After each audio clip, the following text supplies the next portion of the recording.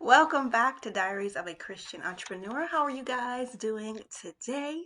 I want to talk more about loneliness and what that means, the differences of loneliness and being alone in regards to a Christian and all of that amazing, wonderful stuff. So, loneliness, let's be honest with ourselves, singleness can be very hard in any regard, whether it's a dating relationship or um, friendships, just loneliness, the feeling of loneliness. And it is an actual feeling of loneliness because loneliness is different from being alone. That is not the same thing. Loneliness is an actual feeling, right? Alone is a state, right? Because you can be alone and feel lonely, right? You can be in a crowd and feel lonely, right? So that loneliness is the actual feeling. Um, so I think the problem rears its head when we start to wallow in said loneliness. Is it okay to feel lonely? I'm quite sure we can agree that it is okay to feel lonely because we have all felt lonely at some point or another, right? I feel like everyone has had that feeling of loneliness at some point. What happens is in our culture, right, relationships are very um, pushed, like hashtag relationship goals. Um, we are pushed to be in relationships, form relationships. That could be a good and a bad thing, right? So this week, if you guys know, the Sierra prayer was put out, and that Sierra is a singer, right? So Sierra put out actually said what her prayer was to get her husband, or what she prayed, right, in order to receive her husband, right? I don't have a problem with praying for a husband, but I do think it matters um, how that comes to place, like how you pray and what your actual prayer is and the intent behind the prayer, right? Marriage in our culture, in our society, especially as Christians, is held in such high regard, right? Let's be honest. When you are at church, all the little old ladies who come up to you and ask you, when are you going to get married? When are you going to have a family? Of course, they mean no harm. We know that. But that is definitely pushed to be married. Like if you are older, I don't know, I don't even know what age, maybe your 30s, you're definitely much more pushed. Like, what are you waiting for? What are you doing? Like, why aren't you married yet? It is regarded as a level up, especially, I wish it wasn't so, but especially in Christian atmosphere. Like it's a level up. And even in not a Christian atmosphere, right? When cuffing season comes, right? People are like, what is wrong with you that you don't have someone right now, right? There must be something wrong with you if you are not in a relationship at this point in time, right? That is definitely pushed on our culture. And even more so as Christians, I think it's pushed on us to be married, right? I believe that is so. I also believe that's why. You can tell me if you believe this too, your thought too, but I believe the divorce rate is so high just because we were pushed to do that. Not that we didn't like the person or love the person that we are marrying, but that we did it because we were so much involved, so much focused on I just want to be married. Like, I just want the family. I don't want to feel lonely anymore, right? A lot of us have that thought. So we push ourselves into relationships that we probably knew wasn't going to last. Wasn't really going to last, but we push ourselves because that is the goal, right? Especially as Christians. I keep saying that because I think in our in the Christian atmosphere that is pushed, right? And that's why another reason I feel like divorce rates are so high, because people just want to be married. Like they love how that sounds, how it feels to say that this is my husband, this is my wife, not necessarily that they are committed to that marriage, which is going to be hard and can be difficult, right? Right? So there's questions that have come into my mind when thinking about all of this loneliness and relationships and marriage. Does God hold you in higher regard when you are married versus when you are single? I think we know that he doesn't, right? Although there's so much pressure to be married, God, no, there's no way that God, he doesn't care whether you are a single person or a married person, right? The love for you, right? The high regard he has for you already does not flip flop versus if you are single or married, right? And that's to me what we have in our heads, that things will change because we have leveled up, right? Maybe the love for us will change, right? Or how the world will see us will change when we level up. And those are the things I feel like we say to ourselves, right? In order to, it's subconscious, right? By culture and everything else. But that's what kind of happens. I don't think everyone is meant to be married, right? We have people like Paul who was single and did not want to get married, right? And those there are people like that out there. Okay, so it is okay, first of all, to be single or married. It is okay no matter which one you are, and God does not see you differently, or hold you at a different. I should say, He doesn't have his feelings for you hasn't changed, right? So is it okay to desire marriage? Of course. It is perfectly okay to desire that if you want that, right? Everyone is not the same. If you want that, of course, it is perfectly okay to desire that. But next question, is it okay to be consumed with the idea of marriage and family and all of that 24/7, always looking up the dresses, and you have the visions and the wedding rings, and are you really interested in the marriage and the family, or is it just I want a wedding, like I want a party, like I just want that, like I don't want to feel alone anymore, or all of those? Is it like, where is that coming from? It is not okay to be consumed. Anything that is all consuming is not okay. To be consumed with that idea constantly is not okay. To be consumed with the idea that you also take any and everything put into in your path, that is also not okay, because that can happen, right? When we, again, it's okay to desire marriage, right? But if it becomes all consuming, that's all we think about, then that becomes a problem, right? You are the same person in your singleness that you are in your marriage.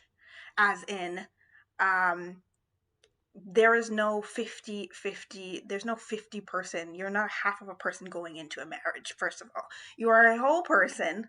No matter what anyone says to you, you are a whole person. No one is completing you. A whole person entering into a covenant, right? You are a whole, entire whole person, right? You are the same person in your singleness and in your marriage. I am not saying, though, what happens when you actually get married is, to be honest, you kind of have to die to self, right? Because you're going to have to make a lot of compromise. There are going to have to be a lot of things that, have to switch around, or you have to work around each other, because now you are two people, whole people. You are two whole people becoming one. Honestly, that is a lot more work. There is a lot that goes into that, right? But the person you are, because you are a whole person, does not change from when you are single to when you are married, right? Which is why we have to make sure that we are um, constantly trying to grow and evolve ourselves as a single person before we enter into that, where we can then definitely support and encourage each other, but you are two whole people already, right? Furthering the kingdom, but together, and you have family and goals that you are trying to accomplish together, right? So I have no issue with things like the Sierra prayer. Like, I have no issue with people praying for a mate, praying for a spouse, or anything like that.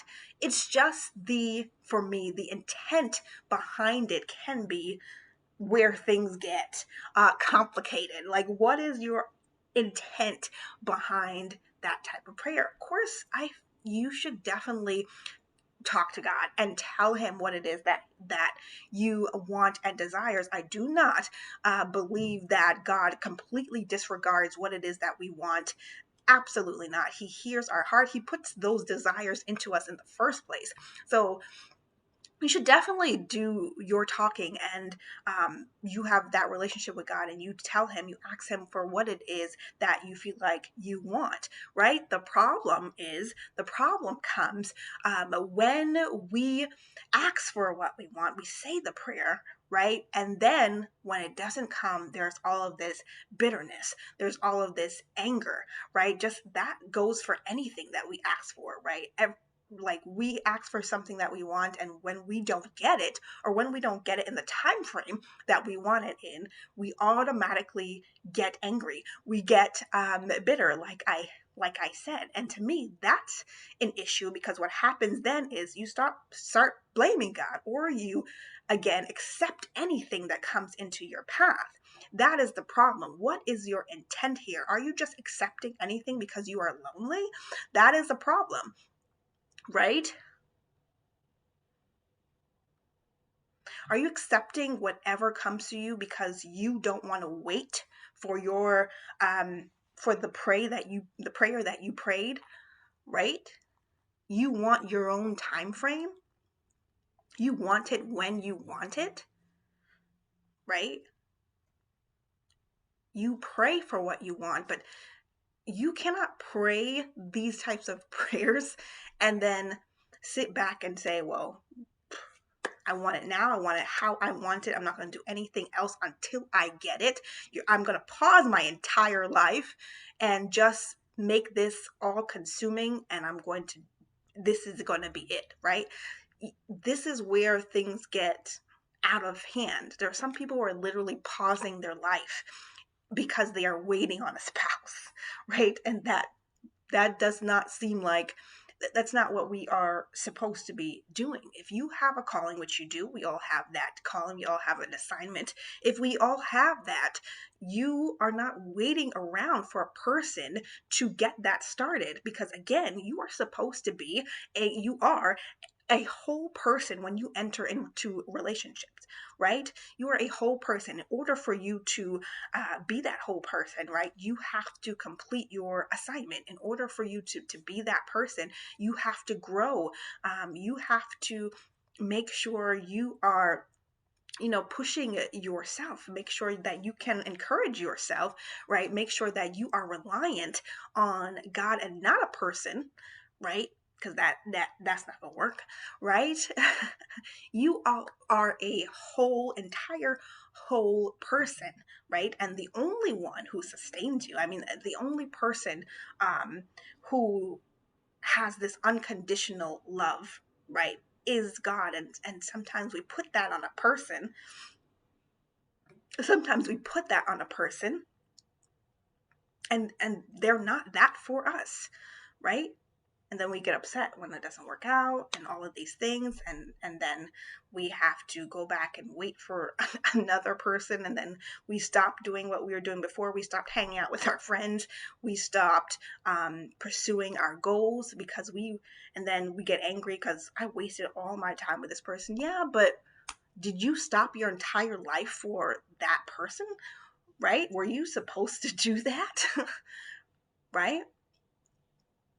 I literally have people, friends, or acquaintances that have said to me, um, they go back to a toxic relationship. I'm going back to this person because maybe this person is for me. God has placed them in my life and I just have to work on them. Absolutely not. Absolutely not. Just because you are wanting to go back to a person that you know is not for you, just because you want to go back to this person because you are feeling lonely, does not in any way mean that God has given that to you. What it can mean is that you are praying the prayer. Wonderful, awesome. You're praying for what you want, what you desire, right? And because it did not happen in your time box, in your time frame, you are trying to force the pieces of your life into what you want it to look like, and is going back to a negative, a toxic relationship. Absolutely not. Not, not. Right? That, and of course I tell those people, not. That is not true. Right? What are you, that's not true. Sorry. No. No, you cannot have a puzzle. This is a puzzle. You cannot have a puzzle in front of you and then try to force all of these pieces that do not go together into each other and say that you are forming a picture and you are forcing everything into the picture that you think you want, right? That's not how it works. There is a time frame for these things. And also, what is your intent in behind this? Are you working on yourself in order to be the best person you can possibly be before you get married or enter into that relationship that leads to marriage? Right? Your world has not stopped once you start dating. Are you being the best person you can possibly be? Are you going after your goals? Right? Are you doing what you are supposed to doing? And if you are praying that prayer, and if you uh, eventually get that relationship along the way, awesome. But do not stop your life.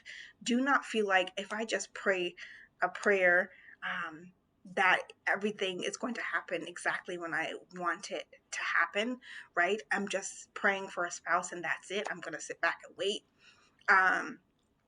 Right? No. No. So my issue isn't those prayers, right? It's just what's behind those prayers. It is okay to feel lonely. There's always a time when we feel lonely. That is okay to feel that way.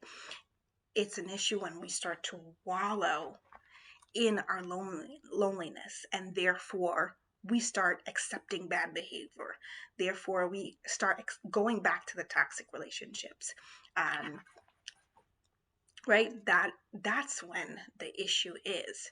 So we have to make sure that we are uh, steadfast and strong in God and placing our everything there instead of people, right?